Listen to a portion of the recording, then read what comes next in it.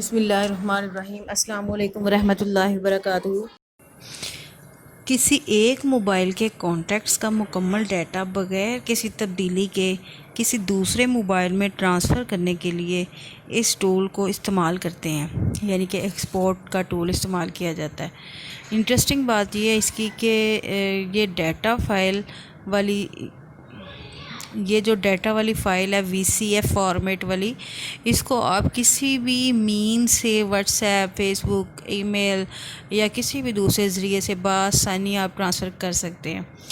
तो उम्मीद है कि आपको एक्सपोर्ट टूल का इस्तेमाल जो है वो समझ में आ गया होगा। कमेंट सेक्शन में अपनी राय का इजहार ज़रूर करें। शुक्रिया। ये हमारी आज की वीडियो, मिलते हैं नेक्स्ट वीडियो में, तब तक के लिए अल्लाह हाफिज़।